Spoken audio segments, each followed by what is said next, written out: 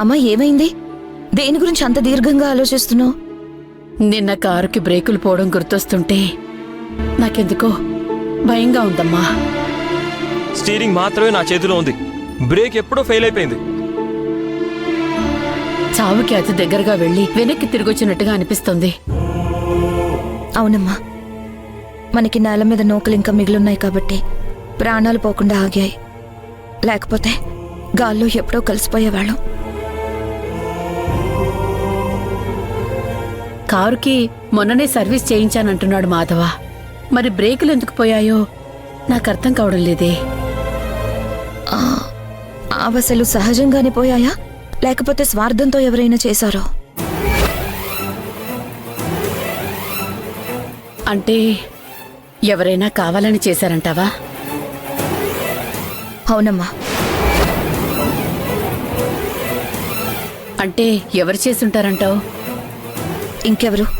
మనల్ని పట్టుకుని వెనక్కి లాగేవాళ్ళు, మన నాశనాన్ని కోరుకునేవాళ్ళు ఈ ఇంట్లో ఎవరున్నారు? ఆ విరూపాక్షి అలెక్కే, వాళ్లే ఏదో చేసుంటారు. చచ్చా, వాళ్ళెందుకు అలా చేస్తారు? నీకు తెలీదు భూమి. వాళ్ళు తాడులా కనిపించే నాగుపాములు. అవకాశం రాగానే కాటు వేయడానికి సిద్ధంగా ఉంటారు.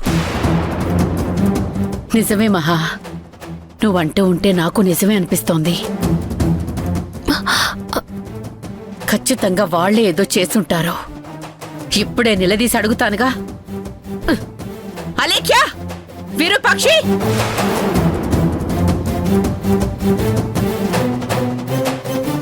ఏమైందమ్మా, ఎందుకు పిలిచారు?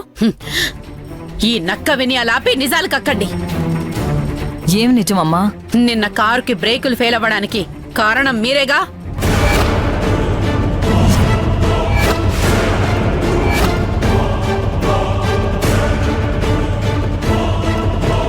కారుకి బ్రేకులు తీసేసి కుటుంబాన్ని మొత్తం ఒకేసారి లేపేద్దాం అనుకున్నారు కదా?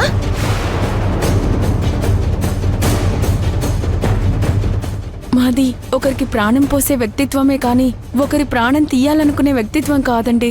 మీరు అనవసరంగా పొరపాటు పడుతున్నారు. నోర్మొయ్! నీ గురించి మీ అమ్మ గురించి ఇక్కడెవరికి తెలీదు? నవ్వుతూనే నట్టేట ముంచే రకాలు, స్నేహం చేస్తూనే వెన్నుపోటు పొడిచే రకాలు.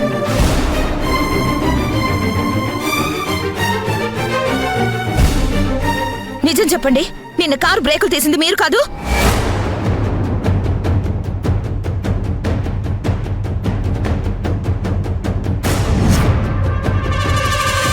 నిన్న మేము తీసుకుని వెళ్ళిన బండి తీసుకెళ్లేటప్పుడు అలా లేదు. ఆ కారులో ఏదో మార్పు వచ్చింది.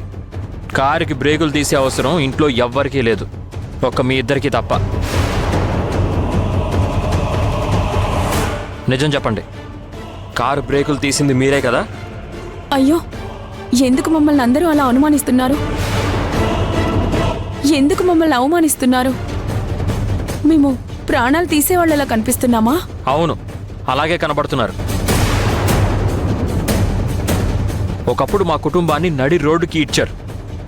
ఇప్పుడంతా బాగుందని తెలిసేసరికి మళ్ళీ మమ్మల్ని నాశనం చేయడానికి ఇలా వచ్చారు. అందులో భాగంగానే కారు బ్రేకులు తీశారు. అవునా కాదా చెప్పండి.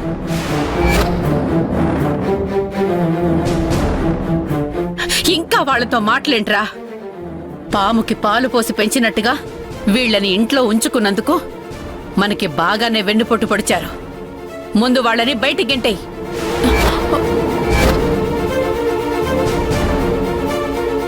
అవునమ్మా, ఇలాంటి వాళ్ళకి మన ఇంట్లో స్థానం లేదు. దయచేసి మా మాట నమ్మండి. మాకు ఎలాంటి దురుద్దేశం లేదు. మమ్మల్ని నమ్మండి. ఏం జరుగుతుంది ఇక్కడ?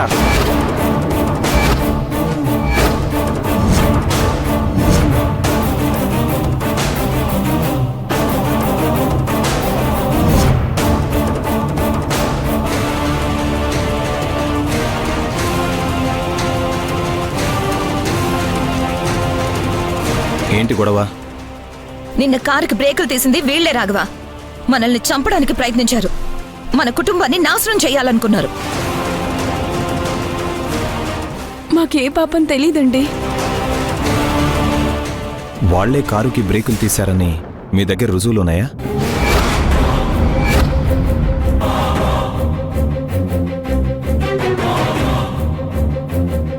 రుజువులేంట్రా? రుజువులేంటి? వాళ్ళ మొహాలు చూస్తే తెలియడం లేదా వీళ్లే చేశారు అని? అమ్మా, మొహాలు చూసి తప్పులు పసిగట్టేంత టాలెంటే ఉంటే అసలు జీవితంలో ఎవరు ఏ తప్పు చేయరు.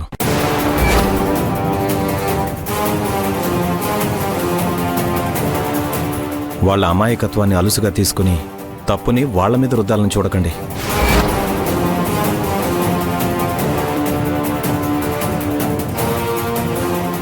రాఘవ, అది కాదు. చూడక్క, వాళ్లే ఆ పని చేశారని చెప్పడానికి నాకు ఒక్క రుజువు చూపించండి. అప్పుడు నేనే వాళ్ళని బయటికి గెంటేస్తాను.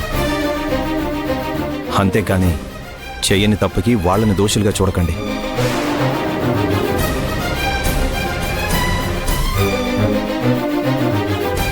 వీళ్ళు ఇంట్లో ఉండటం మీ ఎవరికి కూడా మొదటి నుంచి ఇష్టం లేదు. అందుకే అనవసరమైన నిందలన్నీ వీళ్ల మీద వేస్తున్నారు.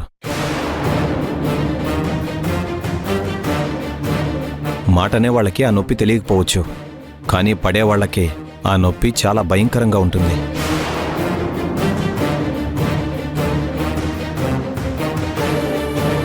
ఒక మాట అనేటప్పుడు 10 సార్లు ఆలోచించడం మంచిది.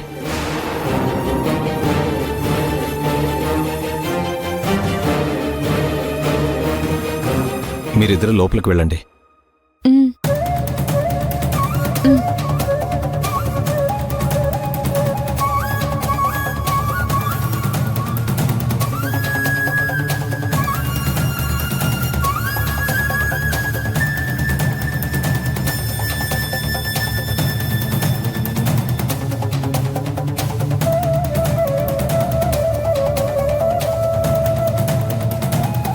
అమ్మా మహా, వాడి శత్రువుల్ని కలుపుకుంటూ సొంత మనుషుల మాట కూడా వినడం లేదు.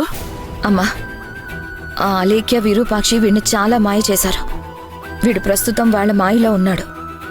అందుకే మన మాట వినడం లేదు. వీడిప్పుడే ఇలా ఉంటే రేపు పెళ్ళయ్యాక ఎలా ఉంటాడు? అది తలుచుకుంటేనే భయంగా ఉంది.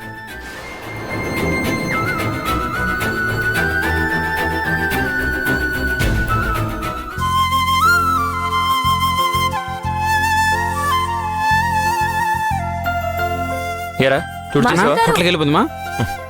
మాధవ్ గారు, ఈవిడ పర్యటన అవుతుంది, మళ్ళీ గాజులు కట్టుకోని ఏట.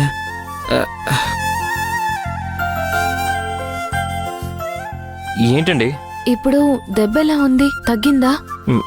పర్లేదండి, 4 రోజులు ఆగితే అదే తగ్గిపోతుంది. ఏది చూడండి. వద్దండి.